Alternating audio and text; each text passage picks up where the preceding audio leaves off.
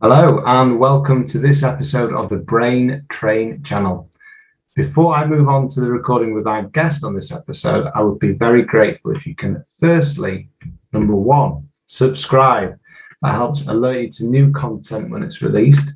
Two, like the video. I've been reliably informed by YouTubers that liking videos helps with algorithms, whatever that means, and ultimately can get this helpful content pushed out there and get the information out to others who may find this helpful or are affected by acquired brain injury. So I appreciate everyone who watch on YouTube says that, but I can say on this occasion it is obviously for good, charitable and educational reasons. So at the end of each episode, I will have a signpost to other pods, vlogs and websites and contents from around the brain injury world, which you can access and hopefully gain more from. So without further ado, I hope you find this episode helpful and informative, and please do leave comments and feedback in the box below. Welcome to another episode, and I do hope that you find today's conversation helpful and insightful in understanding what a neuro-occupational therapist is and what they do. I'm very pleased to introduce Dr. Kate Heward of Rehabilitate Therapy Limited. Kate is an experienced Neuro OT who has kindly agreed to help explain to you what she does and how exactly she can help in a brain injury rehab program. I've worked with Kate personally for many years and seen firsthand the value and impact that good quality Neuro OT can have on the injured individual's recovery. So without much further ado, let's bring Kate on to explain a bit more about her background and what role an OT can play. So hello, Kate. Hi, Ewan. Thanks for inviting me. I'm an occupational therapist, and I was just totting up how long I've been qualified for. I've been qualified as an occupational therapist for 27 years, which is quite a long time when I look back. And I got into occupational therapy when I left school. So I did my A-levels and quite traditionally went off to university. I initially thought I wanted to be a physiotherapist, as I was very interested in sport. And I can see behind you with your sign, Ewan, you're a Sheffield United fan, as am I. And I had these dreams of being a football physio, but in the 80s, I don't think they ever employed females as football physios. So when I started to look at different health professions, I realized it wasn't physio that I wanted to do. And I remember going to a local psychiatric unit and seeing some of the amazing work the OTs were doing and using creativity and looking at people's lives and lifestyles and how they could improve them. And I realized that's what I wanted to do. So I studied for a bachelor's degree back in the 90s at Derby University, and I graduated from there as an occupational therapist.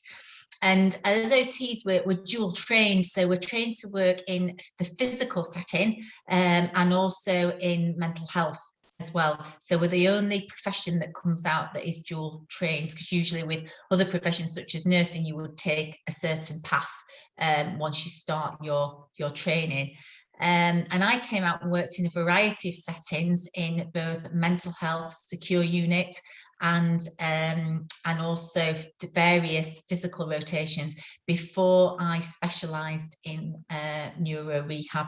And I worked in a large teaching hospital where I rotated around lots of different areas and worked in the statutory services for quite a while before starting a master's degree, which developed to a PhD, which then took me into education. And I lectured at Sheffield Hallam University while I completed my PhD. But also at the same time, I did some work for some private companies in brain injury rehab.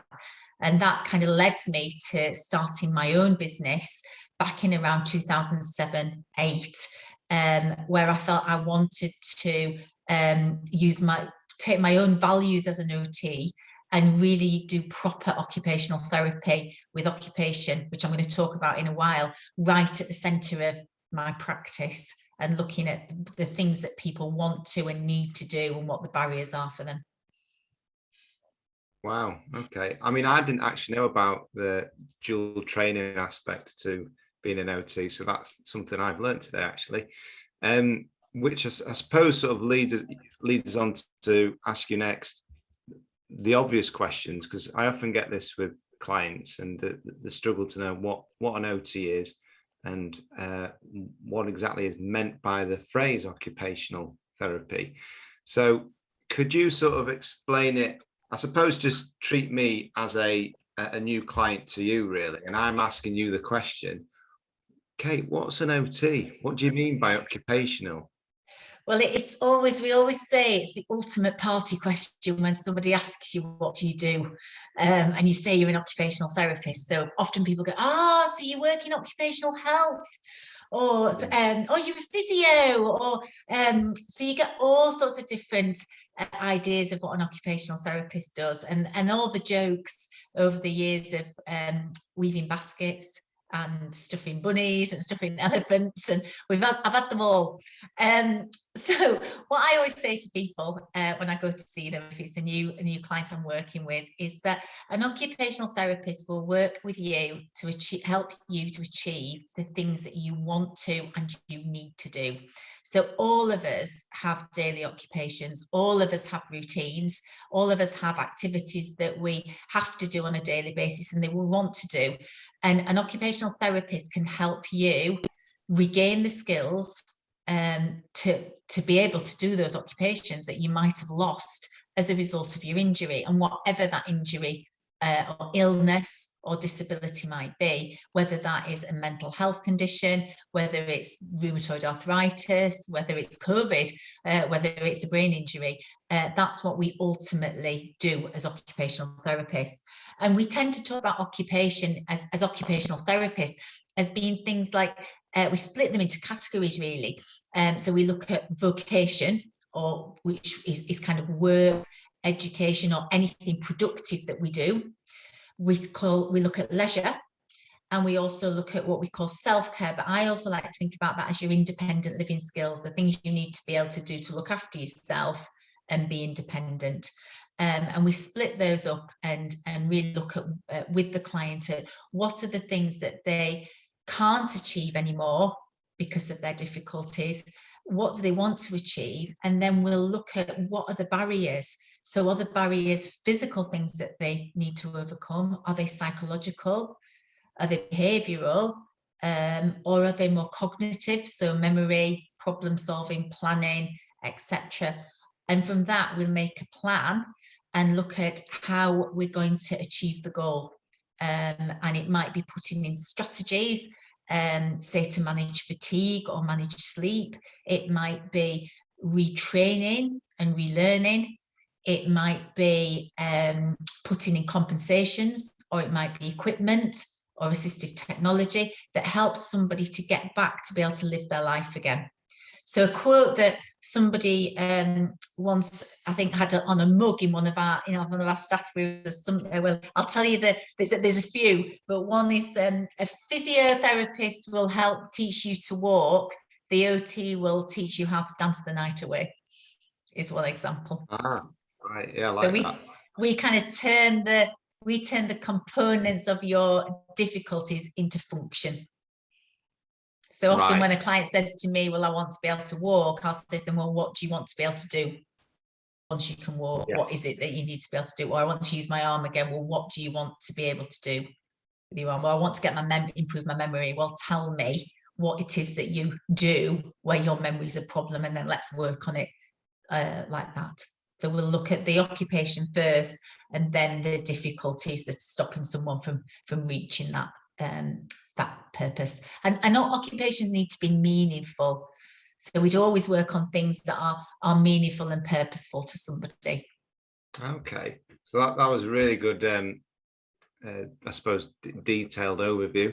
If I repackage that then, so it's essentially looking at things in terms of your day-to-day activities of life, how best to occupy your time. So if I'm using the word occupational there, and applying that to best function for your lifestyle, so as to achieve the goals and ambitions that you have. I don't know, is that a Yeah, kind of. I think you have. Yeah, I think sometimes when people go, oh, can you occupy them? There's often a misconception that we'll kind of turn up with lots of activities. Yeah. So yeah, it's about, what are the things that are important? If work's important, what do we need to do and what are the steps we need to take to get you back to work? So that might be getting into some healthy routines. If you've got somebody who's staying up gaming all night and then sleeping during the day, who's got poor diet as a result of their injury, who's really deconditioned, you might start working on kind of healthy routines, healthy sleep and wake patterns. You might start working with that person on managing fatigue and building in rests. You might start working on using schedules and calendars with someone. You might work on, getting them to start, picking the kids up from school routinely, making a meal at home, reaching certain targets as a way to then make that step towards work. You might then look at voluntary work with them as a step towards how much you can and can't do before you then step into the workplace. So yeah, kind of as you've described. Yeah, I always find it quite probably the more challenging field of therapy to explain to a client, to be honest, because as you say, it touches upon so many things, and it ultimately concludes with me saying, look, that an OT you'll probably not see what it means to you from the off, but in the medium and long term, you will see how vital they are in terms of gluing everything together. Because obviously, you'll naturally, in your role as a Neuro OT, you'll work with neuropsychologists, neurophysiotherapists, speech and language, and as you sort of touched upon there, a lot of it is looking at the functional element of that. So, you mentioned about, well, you want to move your arm, but what do you want to do with that arm? Are you wanting to go back to a certain sport or whatever? Exactly. Or just being able to make a cup of tea without too much pain and fuss. So and it is often difficult to portray that to a client, but the vast majority who have that sustained period of therapy and rehab with an OT do sort of say to me, wow, I'm so glad I've worked with people like you, Kate, etc. So I think that probably leads me on to the next bit I'd like to cover. Can I just interject for a second, because you've just mentioned a couple of important things there, and I think we got some feedback we were running a conference a couple of years ago, and we did a little competition about what is OT in your words, and it was the clients that did it, and I think it was one of the clients' family members that said that the OT is like the linchpin, and I think you that's exactly what you touched on when you said with a kind of glue, and often the goals that someone has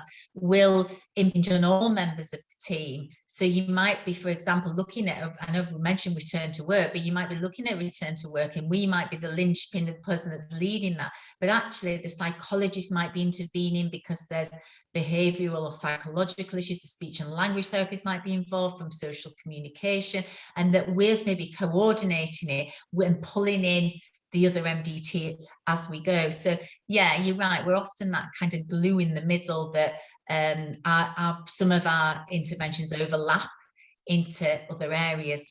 And I think something else you mentioned that I think is really important to mention is that because we work in so many different areas, one person's experience of OT might be really different to another. So what I do in neuro, which I know you're going to come on to, will be so different to my colleagues in social services that are doing major housing adaptations, to maybe an OT that's working in a prison in a really restricted environment, or to an OT that's working in a special school.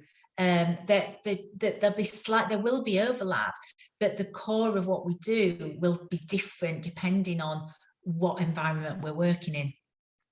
So yeah, you're right. And I think that's probably why sometimes it's so hard to properly, really sort of capture what we do as OTs, because it is so diverse. I think it's one of them roles where you've just got to immerse yourself in it to truly see the value, and rather than go off a textbook description of it. In terms of Neuro OT then, and you just referred to it there very briefly in terms of the differences. In your role as a Neuro OT, how does that differ to, I suppose it's a bit unfair to say a typical OT, but you know, how would it differ to those that work in different areas?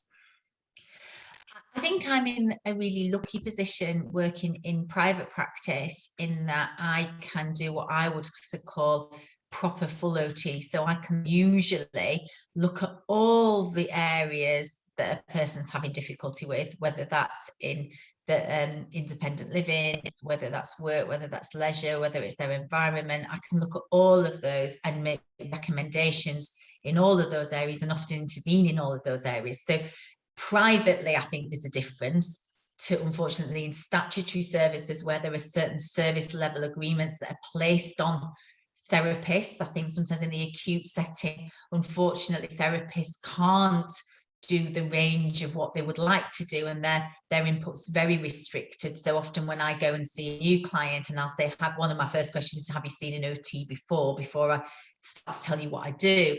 And they'll say, oh, well, they just made sure I could get on and off the toilet, and then they discharged me. And part of me goes, oh, but we can do so much more. But the other part of me knows that that's probably all they can do, because of the pressures that they're under and the amount of patients or clients that they're seeing. So I think there's a difference in terms of what you can offer privately as to what sometimes statutory services can offer. And I think sometimes, unfortunately, in the statutory services, people can only have so many weeks of therapy. And I have the wonderful chance of being able to work with my clients for as long as they need me, or as long as there's funding. So I really get to know people very well. So I think there's those differences.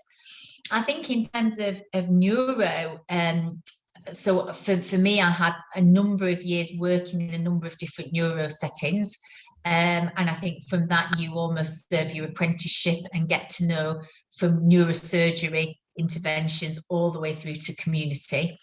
A Neuro OT should have had that specialist.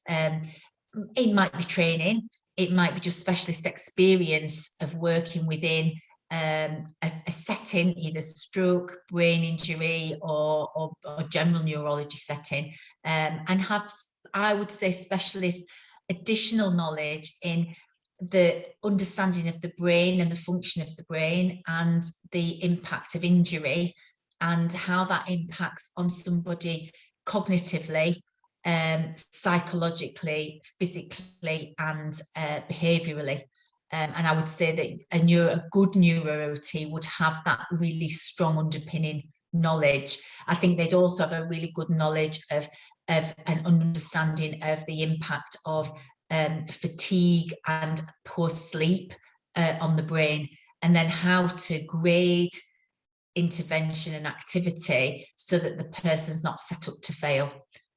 So I think it's probably the difference is the depth of sort of clinical knowledge that therapist has.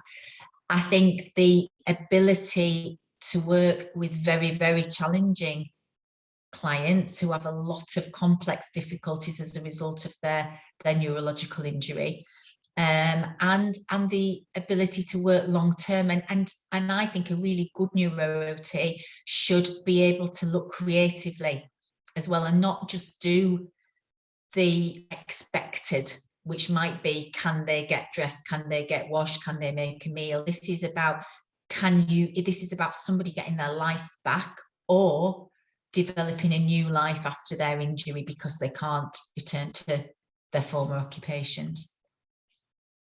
So I would say I was going to say, yes. I was going to say that with typically the neuropsychologist, if the particular client has issues with memory for certain things, they can talk generally about strategies. But I think with the Neuro OTs, you can sort of dovetail off, from that with the client and say, well, let's look at your your sort of usual pattern of life, and looking at those memory issues, and looking at what the neuropsychologist has discussed with you, how can we best fit that to what works for you?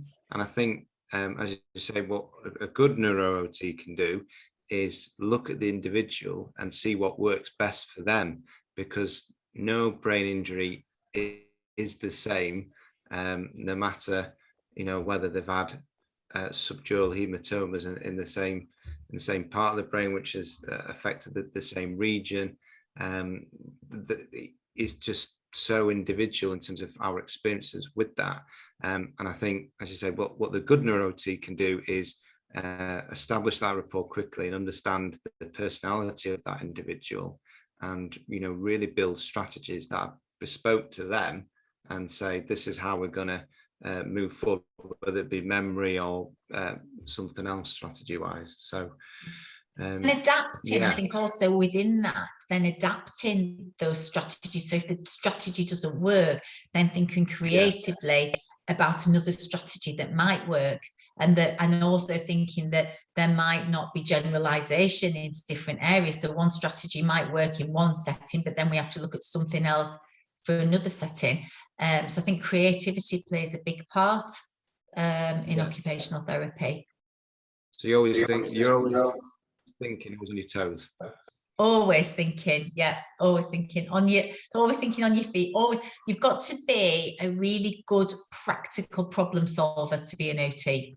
So you've got there's all the theory in the background that we do, but also you've got to be able to be somebody who's not creative in an artistic way, but think creatively about how you might help somebody solve a problem. Yeah. Okay. I think going on to the next question that I have for you, Kate.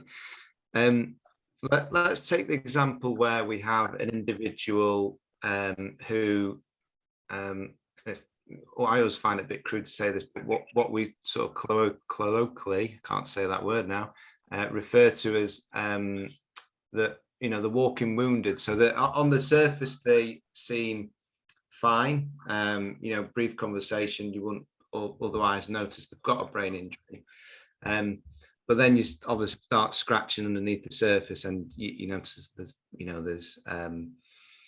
memory issues, there might be even subtle speech issues, and things of that nature. So with that sort of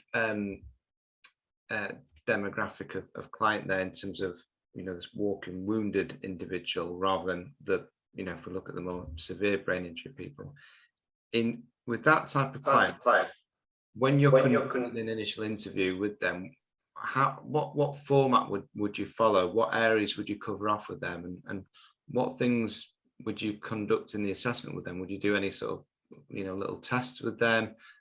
Just basically what's involved? Yeah, those clients are the ones that make up the most of my caseload, Ewan. So it's something I would do a lot. So I'd always try and see the client in an environment that's the most familiar to them as well, to start with, so it's comfortable. Usually see people at home, and it's lovely to be back out doing face-to-face assessments. I did a lot on Zoom during the lockdowns, and although you could gather some information, a lot of it's missed.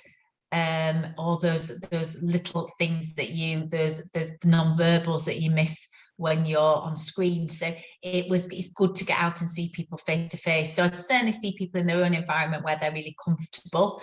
And I don't just focus on people's difficulties and deficits, but would also look at people's strengths and areas that they feel that are still okay and still intact.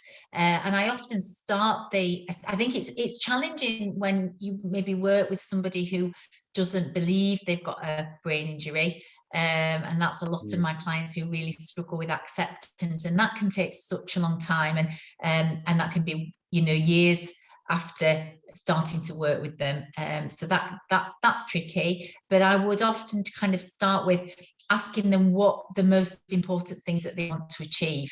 because I think sometimes if you get that out of the way, then you can work on the other things. So, you know, when I've gone in to see clients and they'll go, I just want to drive, and that's it, and then I don't need to see you again. And then often we'll kind of unpick that and look at, well, why, what are the barriers, what are the reasons why you can't, and what are going to be the steps that will get you to that end goal if it's possible. So I'll often start with the goal, with the occupation in my assessment, and then work backwards from that. So we'll look at, you know, how somebody, so usually it's an interview, just really low-key and casual, to find out a little bit more about what's important, because there's no point me working on what's important for me, or me trying to influence the client. It's about what's important to them, because somebody isn't going to be engaged in working with a therapist if it's not their goal. And certainly if someone tells you that you're going to work on such and such, you're far less likely to engage. And I think for somebody that's maybe got cognitive difficulties and maybe limited insight, really tapping into the things that are important is a good way to start. And for somebody to feel like you're listening to them, and you know, people will sometimes say to me, you're the first person that's come in and actually listened to what I want and what's important to me. And from that, I then do try and break it down. So if there's something really evident that, you know, the client doesn't see they've got a problem with, but it's really evident from the reports I've had maybe, or from my observations, we'll start to touch on that in the assessment. And I'll say, I'm hearing how important these things are for you, but let's maybe just talk, let's say about your sleep. Let's just talk about your routines, which is often sleep and poor routines are often, if you can get those right, you can actually make some really positive gains early on in your rehab. And in terms of sort of assessments and screens, I'll take along a selection of screening tools, and sometimes I use them and sometimes I don't. It does depend on how the assessment's going and reading a situation. And often when I get there, the person's been assessed within an inch of their lives with pen and paper tests. So I'll sometimes do screening tasks. I sometimes do some situational problem solving. So I'll just give somebody a random task to do, such as show me how you might plan a trip to the theatre or plan a trip to the cinema and out for a meal taking public transport. And that really can show me a lot around someone's ability to problem solve, to organise, to time manage, to their memory. And I'll sometimes do that as a way of just screening for cognitive difficulties. I also use an awareness questionnaire that I find really useful in my initial assessments, where I get the client to answer a set of questions. It's a written set of questions, and then I get the family member to also answer the same questions, but they do them separately, and then I analyse them together. And that gives me a sense sometimes of the individual's awareness into their difficulties, but also if there's a discrepancy with family members, because quite often I'll sit there talking to the client who goes, yeah, I can do that. Yeah, I'm absolutely fine with that. And I can see the wife or the mum in the background shaking their head and go, no, they can't. And then sometimes it's quite difficult for me to then have a conversation separately in that assessment. Yeah. So the insight questionnaire gives me that opportunity, and it gives the family member that opportunity to see whether the client's overestimating or underestimating what they can do. And I also, so go on. For me, that's been the most interesting part of the reports. Sorry, I think we broke up a bit there. I think we did just then, yeah. I think that the bit you talked about with the questionnaire and, you know, comparing what it says to the family member to the individual, I always found that the sort of the more interesting bit, because you just really do build a picture of how they perceive themselves, because often they're just sort of going through the day-to-day thinking in some aspects they're fine, but they don't really spot the subtle aspects, which can really be, you know, on whilst they might appear small, can be quite debilitating if left alone to their own devices in that respect. So yeah, I often find those quite interesting bits to read, particularly in your reports, Kate. Oh, thank you. I find them really helpful because it gives me an indication of whether we've got some work to do on somebody's awareness before we even go into depth with cognitive rehab or looking at sleep or fatigue. If somebody hasn't got the awareness that they've got a difficulty, then they're just going to go through the motions when it comes to rehab, and they're not going to believe that they've actually got a problem. So they're not going to invest in the interventions we're trying to put into place. So that ends up, it's a simple tool, but it is a really useful tool to use. I mean, I didn't necessarily want to get into specific areas today, but one thing I'm sort of, I mean, it's always been an issue for clients of mine in particular. It is fatigue, but it is the one thing they always come back with and say, I'm just always so tired, and that the fatigue can be a major speed bump into them actually achieving some of their rehab goals. So I did want to ask you a bit about fatigue and how you tackle that with clients you work for, and what sort of strategies you might employ, or what aids and equipment you might use just to help them along. Yeah, it's a massive symptom that shouldn't be underestimated. And I think it's often there's a misconception with families that sometimes the client's being lazy, or they can do more than they actually are demonstrating. So I'll often start with some education, and Headway produce a lovely leaflet or booklet on fatigue, and I often use that rather than develop anything of my own, and I go through it and really try and help the client and the family member understand what it actually is and the impact of it on somebody. And that often provides me a way in, because they will say, oh yeah, that's so-and-so. Oh gosh, yeah, that does happen. And that then makes it real. I think, understanding that fatigue is not just being a little bit tired. This is about, this can slow someone's information processing. This can impact on concentration. This can impact on speech. It's so immense for some clients and so debilitating that I think having that understanding is the first part. And then, trying to just get a handle on it. I don't always like fatigue diaries, because I say to my clients, you'd be more tired filling them out than actually just add to your fatigue.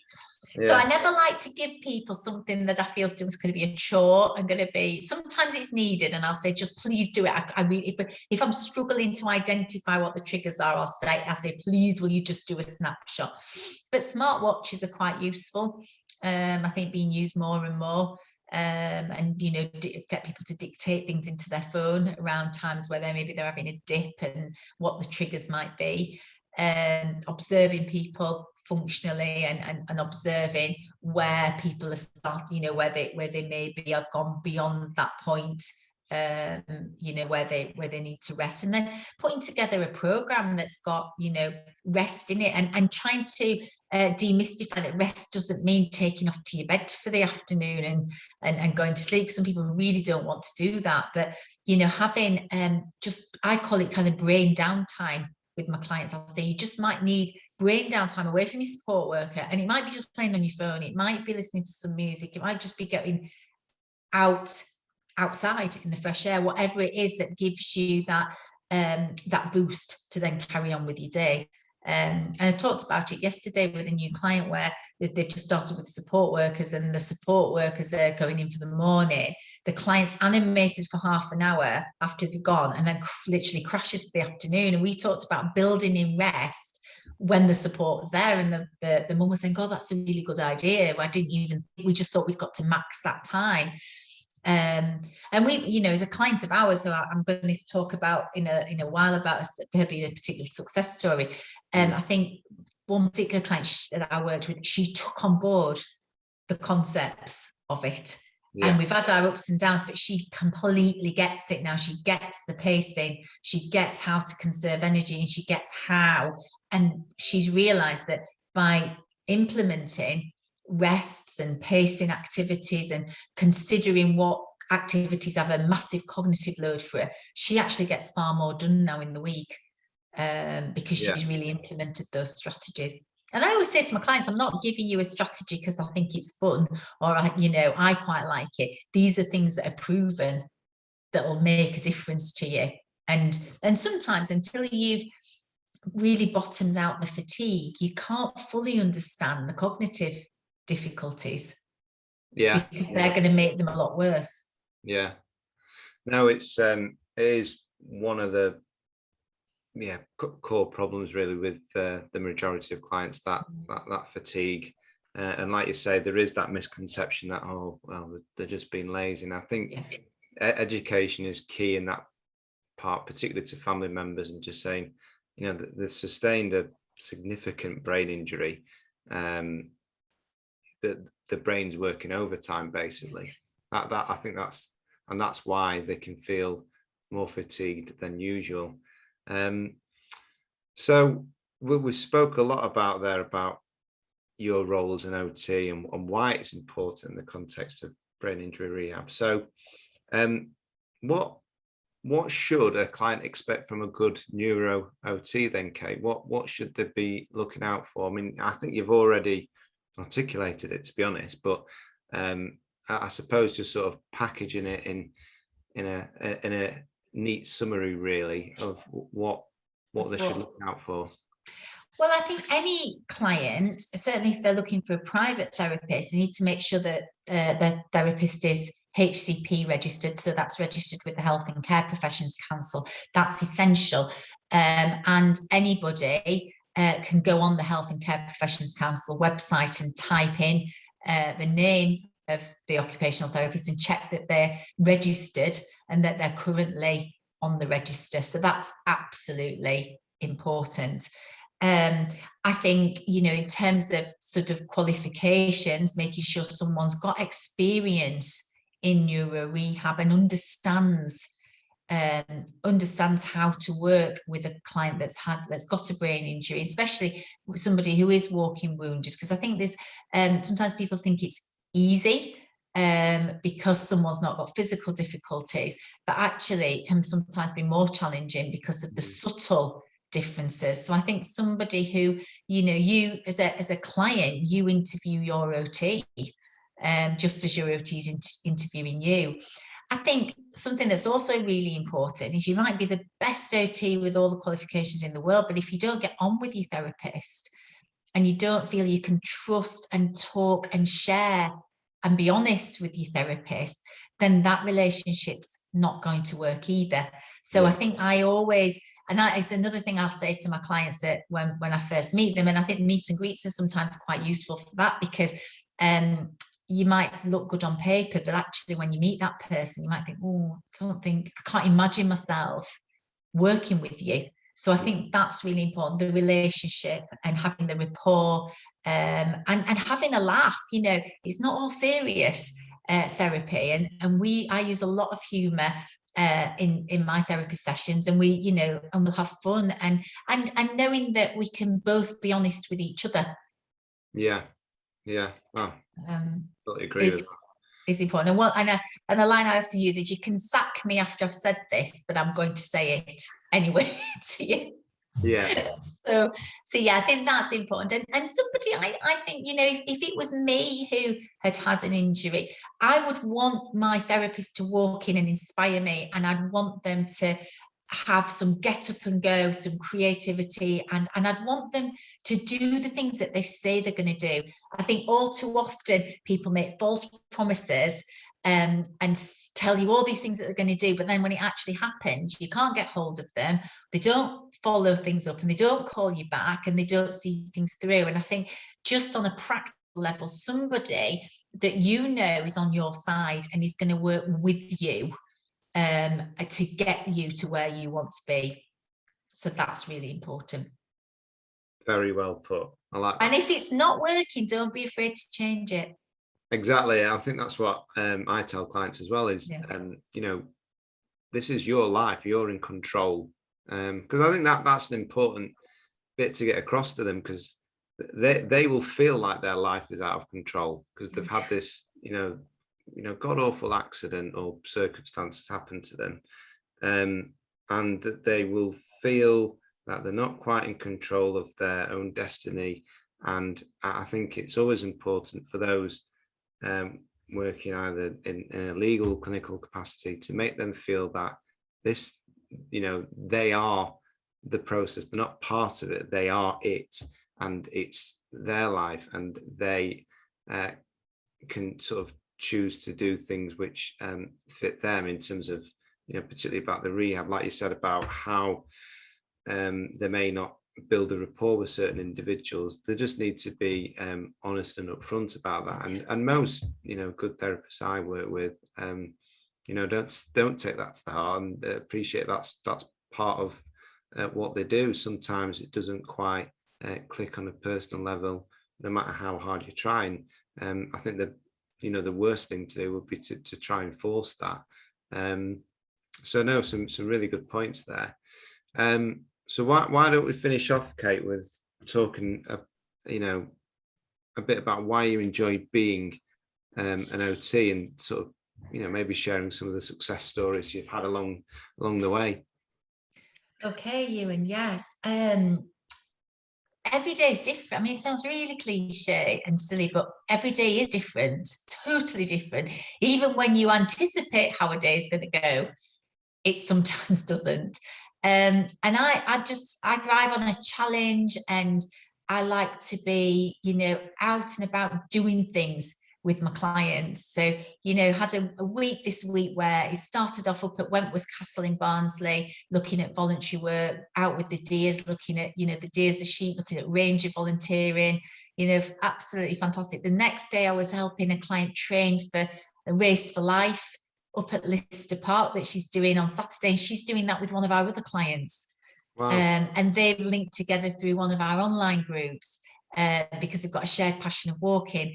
So seeing that achievement and seeing that client who's been in lockdown and has really struggled in lockdown, out and about in the rain on Tuesday, and we were powering through Lister Park, navigating it, making sure she knew, and I know she'll follow everybody else, but making sure she knew the route and she could manage it. So it's something different every day, and it's about you know, not being scared to get stuck in and do the things that your clients kind of want and need to do.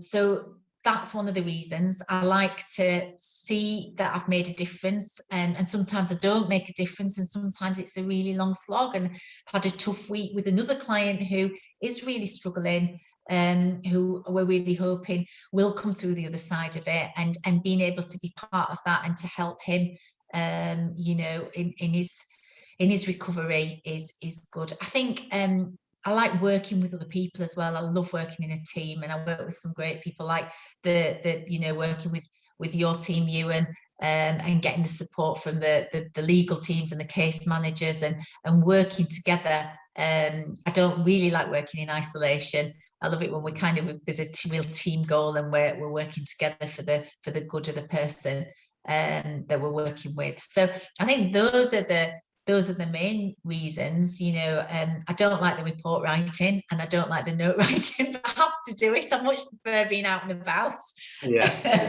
on the road, and I've got some really good colleagues. I've made some great relationships, friendships over the years, and I learn and constantly just learning from my colleagues. Just from the situations that we're in and problem solving those. I would say those are the real reasons I love my job.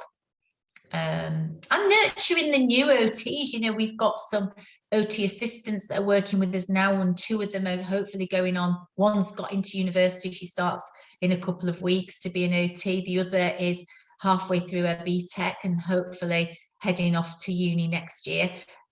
So being able to, within the business, develop the OTs that are going to come through in the future, and hopefully mold them in a really good and I guess experienced way of working in the community, so that clients in the future will get as good service as I hope they get now from us. And I think, you know, you've got to be able to adapt, and, you know, being able to adapt to different situations and walk into a situation, not quite know what you're going to face, and be able to immediately adapt to that situation. And I really enjoy that. So I have my daughter jokes with me if I get a phone call in the car, and it's I have my broad Sheffield accent, I've got my Barnsley one, and then I've got what she calls my very posh voice, if I'm probably speaking to you, Ewan. Well, I'm not so good at ditching the accent. It shines through, really. But yeah, no, I do have a telephone voice, I must admit, because my daughters say the same. But no, I think that's great, and I've seen firsthand, you know, the work that you've done, and you know, I think it's fair to say there's some really good other OTs out there, and I think, you know, the key takeaway for anyone watching and listening to this episode today is, you know, do give OT the time of day, because it will really add to your recovery from, you know, a traumatic brain injury. You will see the benefits and value of it over the medium and the long term, because it's not a short journey, is it? It's not a short journey, and I'd really like to share a couple of success stories that haven't been a short journey. Just on that note, Ewan, I've got one client that, you know, who was a client of yours, and she's been a massive success story. So when I met with her, she had masses and masses of support, and probably hadn't had intervention that focused on her brain injury particularly. She had support with every activity of daily living, high levels of anxiety, fatigue was massive, along with memory and cognitive issues. And we used a real graded and reflective approach with every one of her goals.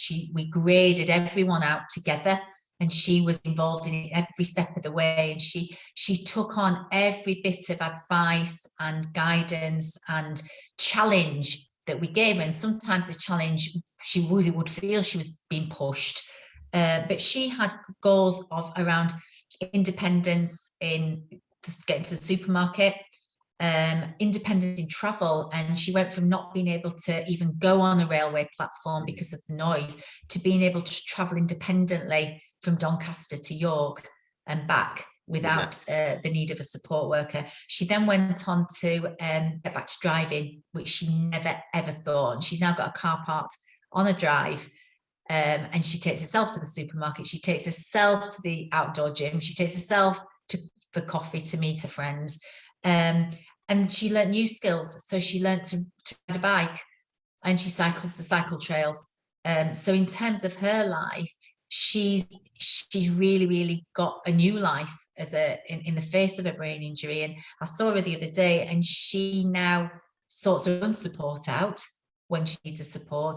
And she sat there with a diary and a planner telling us when she needed the breaks and when she needed activity. So she's been a massive success. And another guy I work with currently, who I first saw 2 years ago. When I first saw him, he couldn't give me any eye contact, hardly spoke in the initial assessment, lived a really impoverished life, only ever went out with his hoodie pulled right around his face, wouldn't go. His mum, I remember his mum saying to me, he doesn't go out for coffee when I'd suggested we met at a coffee shop, doesn't go out for coffee, didn't cook, didn't do anything, but decided he wanted to live on his own. Had said to me he'd make the same meals every day of the week each week. So on Monday he'd make frozen meals. Well, he, with under my guidance and working with a really experienced support worker, lives independently now completely, doesn't have any support at home, cleans, cooks from scratch, batch cooks, doesn't buy ready meals, and laughs now when I say to him about how he used to tell me he'd buy ready meals. And he was so highly anxious, never even considered driving. And in the first lockdown, we set a goal of learning to drive, and he's about to take his driving test next week. And he's also working with us as a volunteer as part of our Rehabilitate Inspired service, which is around clients helping other clients. And he's going to be part of a steering group in our lifelong learning remote group, and also setting some of our challenges that we do with our clients, which are all around sort of fitness and function. So he has changed his life unrecognisably. And I do feel that a lot of the ways that both of those clients have changed have really been through the power of the OT intervention and the wider MDT. Yeah, no, I mean, in regards to the first example you gave, that took a long time. It was a long phase, graded approach, and taking it bit by bit so as not to overwhelm that person. And like, you know, the proof is in the pudding, really, in terms of where they are now, and the level of independence they are now achieving. And at that time, it felt like that was so far away. But I think with consistent, you know, phased approach, it works wonders, and it's fantastic to hear those stories. I think just before we look to wrap things up, Kay, you've mentioned a couple of times now about these it sounds like sort of peer support groups you've got going on with your clients and things. You mentioned that the online stuff you do with them, and that chat we've just mentioned, sort of volunteering. Can you touch upon sort of the projects you're running in that regard? Yeah, we've got 3 different areas. We have our Rehabilitate groups, which are part of rehab, and they're part of our chargeable service. And we have a vocational course, we have a fatigue management course, and we have a pain management course that run over a number of weeks. And that's directly linked to rehab. But we also have Rehabilitate Social, which is free to our clients, and we have a men's group which has been incredibly successful. We set it up in the first lockdown because a lot of the guys that we were working with had were going out most evenings to groups and various things, and all of it stopped, and the group's been just a roaring success. We have guys that are on independent living trials. One young man who wanted to do an independent living trial but was so scared of it, and within his case they were wanting him to do it. He came to the group and saw the other guys talking about their cooking, their shopping, the fact one of them had left the pan of spaghetti bolognese on and forgotten all about it while he was in the group. And it made my client want to try it. So that was really powerful. So that runs on a Wednesday night. We have a lifelong learning group on a Thursday, which is different topics. So we have external speakers coming in to speak. We've had someone speaking about life in Perth in Australia, another guy who's come and talked about cycling across Europe. But we've also had clients that have spoken. So my client who has written her life story over a number of sessions within a therapy, she came and presented her life story. She's now going off to teach some physio students at university with one of my colleagues. So that's led to that. And it can be as much or as little. We've got other clients that just come along and listen. We've got a client who's talked about walking, historical walks that he's done across West Yorkshire, and that's inspired our client, Ewan, to want to start walking further. Wow. So that's been a real inspiration. So we've got those groups, and then we've got Mikey's exercise group. So Mikey's one of my colleagues' clients who had to change career because of his brain injury, and he trained to be a personal trainer. And in the first, he just was coming to the end of it, and his training in the first lockdown, and of course gyms closed, etc. So we helped him set up some online exercise groups, and now he runs he's just continued to run that since the lockdown's lifted. So he does that, and that's free to our clients. And then we do challenges. So in the last lockdown, I think everyone was zoomed out, so we decided to do a fitness challenge called Around the World in 80 Days, and our clients that wanted to take part, they all set their own individual targets. So it could be just literally wheeling to the end of the road on a daily basis, to one of my clients who did just miles and miles on his bike. And we shared the stories through a newsletter, and we had 2 clients, one client writing the newsletter, another client collating the mileage, and all the individual mileage went into a Rehabilitate pot of mileage. And then we tracked how far around the world we got. So each week we did an update of what country we were in and shared it. And we also had a closed Facebook group where the clients were putting on pictures and stories about where they were. And it's created real camaraderie within the clients, and within that, clients have then got to know each other, and being able to help and kind of support each other in a really positive way. And where we're wanting to take this is, to develop this further, where clients can help other clients, especially clients that are much further down the journey, being able to share what it was like for them in the early stages. And we've even had one mum whose her son's case is settled, talk to another mum who's in the early stages, who just is really struggling, and she doesn't want counselling and doesn't want psychological input, but actually just speaking to that mum that's a lot further down the road has really helped her. So we're trying to create a bit of a community for our clients that's positive and inspiring and supportive. It's amazing. That's great work. That I love to do that around the world in 80 days thing. That's incredible. So and they all got t-shirts. So everyone got a t-shirt saying around the world in 80 days. This is how I got through lockdown. I presume you did achieve it then. You did get round. We got round. Yeah, we did it with a calculation, and then we donated the miles that we'd done. I think we did a conversion, donated it to Headway. Fantastic. That's great. So the next challenge, what we want to look at next is probably a walking challenge that involves some training, where maybe certain clients can get together and train together, but then that culminates in a big group walk that we do.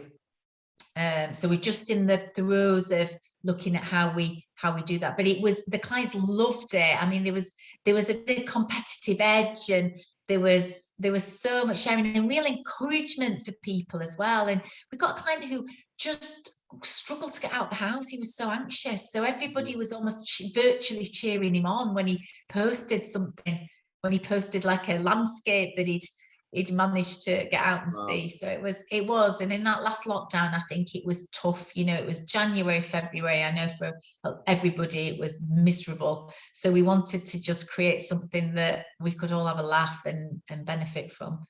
Right, maybe I'll have to get involved in the walking, because I've been a bit of a failure when it comes to walking challenges. I've tried doing the 3 peaks and managed Ben Nevis and Scarfell.